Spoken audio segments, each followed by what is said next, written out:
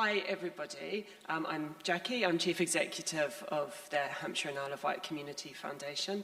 Hampshire, to us, means Hampshire, including the unitary authorities of Portsmouth and Southampton, and the Isle of Wight means the Isle of Wight. So the first thing I just want to do is to ask you to put your hands up if you know who we are. Yes! I can't tell you how good that makes me feel. I've been with the Community Foundation for just under 2 years, and I'm really sick of everybody saying to me, "You're Hampshire's best kept secret." I don't want to be Hampshire's best kept secret.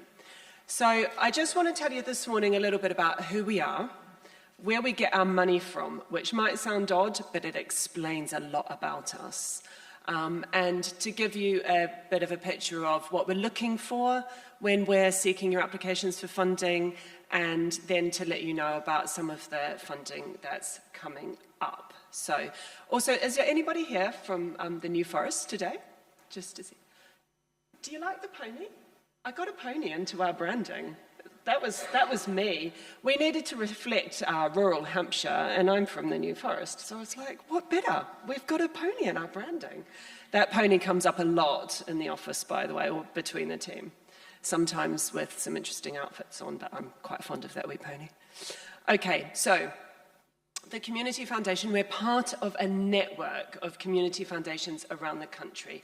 Pretty much every inch of the country is covered by a community foundation, and we lead on geography.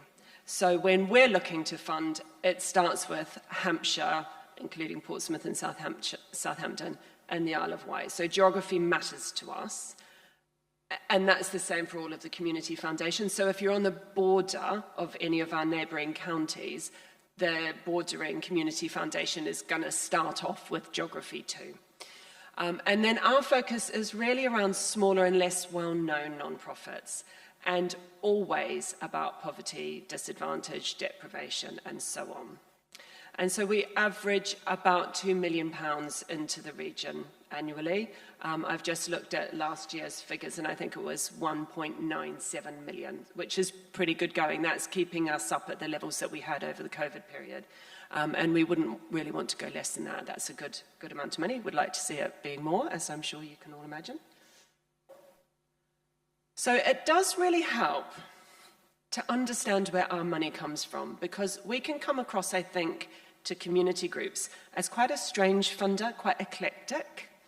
And that's because our money comes from a lot of different quarters. And it's essentially two different types of money. So we have an endowment fund, which has largely been donated to us by wealthy individuals around the counties and some corporates, and trust funds that have become dormant or defunct. And that endowment fund sits in the background being invested.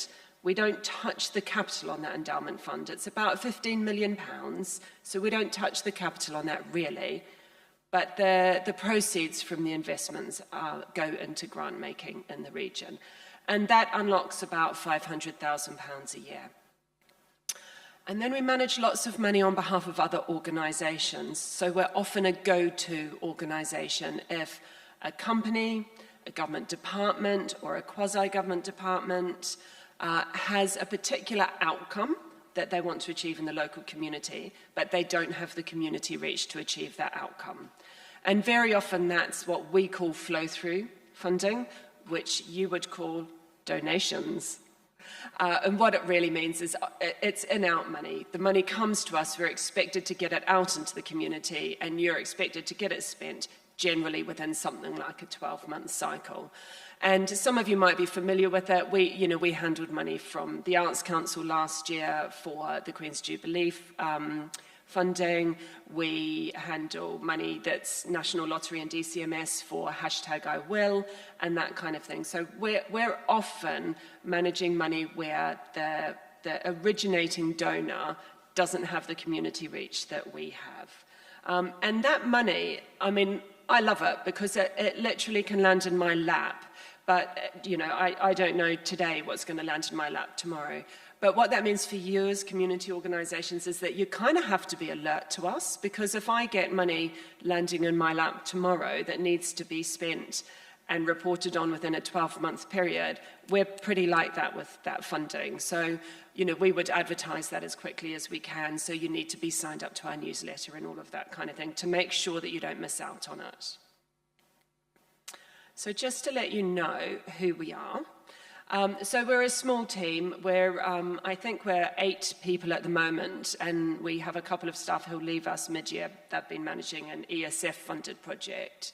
And so we are quite a small team, and we manage everything for ourselves. We are a registered charity ourselves, so we have what you would expect, a finance manager, me, and so on. But when you're applying for or managing a grant from us, we want you to know who we are. We want you to talk to us. If you're struggling with an application form, we want you to pick up the phone. So you would be talking primarily to Joanne and Catherine. Joanne is our new grants manager, and she's there to help you talk about the real nitty-gritty. If you're really stuck on a question in your application form, or you're trying to formulate how your project could be successful, Joanne is going to be the person to talk to. And she's also going to be the person that you call when you say, oh, something really tricky has happened, we don't know quite how to handle this. And she'll work through with you what it means in terms of the management of the grant and how we would liaise with the originating donor for that funding. Catherine is our grants administrator. She's an admin ninja. She looks after all of the applications coming in. She gets the money into your bank account and so on. Millie looks after comms. So we, like lots of other organisations, are really keen on getting the message out there about what our funding is achieving. So we're really keen on you providing us with content for our comms. And then there's me. And I tend to be the person who goes about and does these events and does the webinars and things like that. But increasingly, that will be Joanne. So in future, when you come along to events, you'll be also likely to meet Joanne. So just to give you a picture of what we are keen on funding, and like I said, it can be quite eclectic. So tomorrow we might get approached by the Arts Council to do something completely different. But generally speaking, all of the funds that we manage start with geography, focused on the most poor, disadvantaged people, deprivation, and so on, and will be delivered through small community organisations, often less well known. Now, to talk about it thematically, and this is a new way for us to try and articulate what we're trying to achieve. So there's lots of words on these slides, and I don't want you to worry too much about all of them. But the main sort of thread through everything is poverty and inequality. So everything we fund, irrespective of the funder, we would expect to have poverty and inequality underpinning it. Now, Shelley and Rob have both talked quite a bit about what that means, and it is, for us, we are trying to look across the whole county, the whole region, and we recognise that poverty exists in different places and in different ways. We also recognise that inequality exists in different places and different ways. So it's not necessarily a barrier to accessing our funding if you come from a wealthier area or if your work's in a wealthier area. And in fact, quite often we recognise, for example, that access to services can be more difficult if you're poor in a wealthy area, because there might not be a food bank there, for example. But poverty and inequality is what underpins everything. So when I move to the next slide, poverty and inequality doesn't sit on that slide, but it is there, it's still there, it's underpinning everything. So in terms of the other sort of themes that we would expect to come through in all of our funding, or not in all of our funding, but for different funds, employability. So we do a lot of funding around employability, but obviously that's about employability for people who are furthest from the workforce, so they are more likely to be living in poverty or facing issues around inequality. Flourishing communities is around connecting people with the services that they want and need in their communities. And like the lottery, we are really interested in hearing from you about how you know that's what your community wants and needs. So it's not enough for you to say, we run this tea dance for older people. We want to know, how do you know they want that? What have you done to understand what that's bringing for those communities? And we want to understand how you're ensuring that there aren't barriers to participation. And so when we talk about that, when we ask you questions about that, the easiest thing to do is to think about the protected characteristics, so gender, ethnicity, religion, sexuality, and so on. Think about those protected characteristics and think through what are you doing as a community group to make sure that you are not inadvertently creating barriers to different groups to prevent participation in your work. So we want to see you being active in that where possible. A really good example I had last year was from a rugby club coming to us asking about whether or not we could help fund their changing in toilet facilities because they were trying to increase youth participation in the rugby club and recognised that there were several young people in their area who identified as non-binary and they had no suitable changing areas for those kids. So that's the kind of thing we want you to be thinking in some depth about the barriers to participation in your services under flourishing communities. Health and well-being. We fund a lot of work around mental health interventions of all natures. We fund lots of counselling services, but we're also keen on funding things that are informal mental health interventions. So that might be, walking groups, or there's a wonderful project on the island, which is a surfing group for people who have had considered suicide and that kind of thing. So we like to see more than just the formal counselling interventions as well. Crime and safety in the environment, we fully recognise will be the smallest kind of areas that we fund, and that's to do with the funding that we have coming in. And obviously, if you're working in the crime and safety area, you might have turned to the Police and Crime Commissioner for funding. But things like work on domestic violence and so on, working with victims, working with perpetrators and so on, that's the kind of thing we'd expect to see there.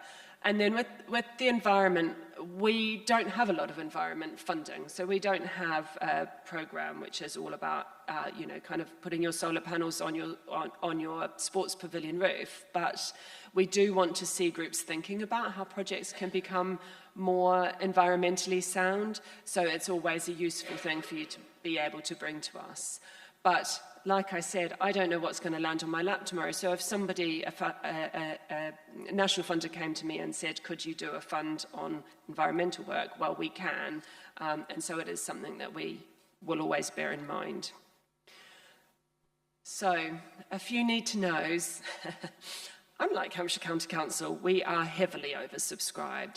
So we used to always say we're about 4 times oversubscribed, but our last open fund at the end of last year was about 7 times oversubscribed.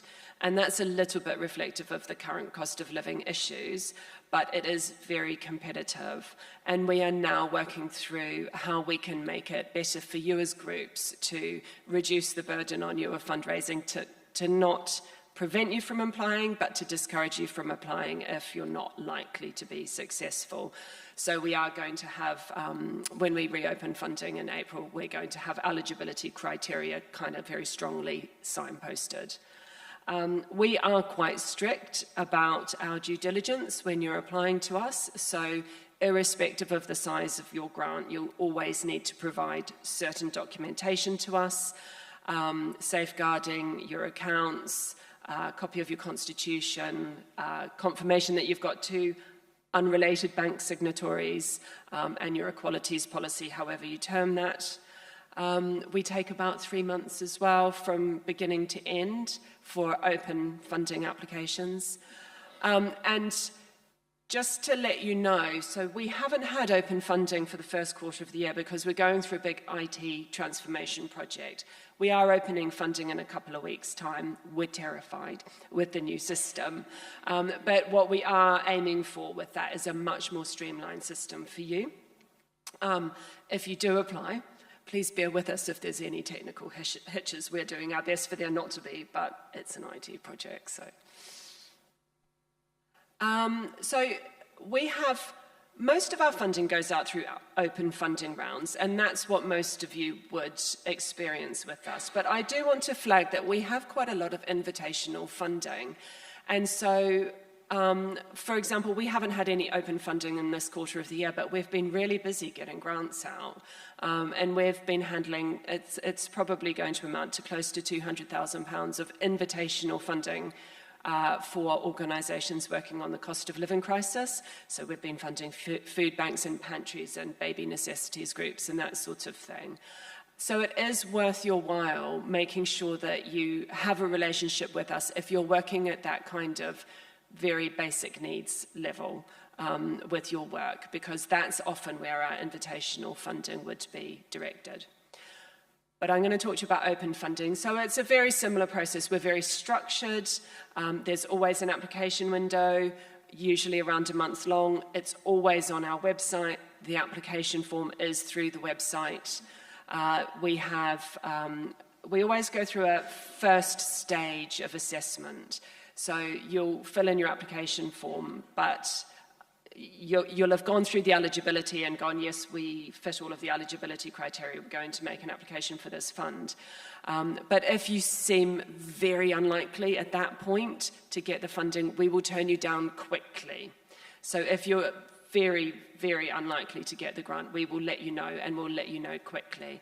But if you've got a good chance, you'll go to an external assessor, usually. We do some assessment ourselves, but usually it goes to external assessment, and that takes a few weeks, and you'd usually be contacted by the assessor.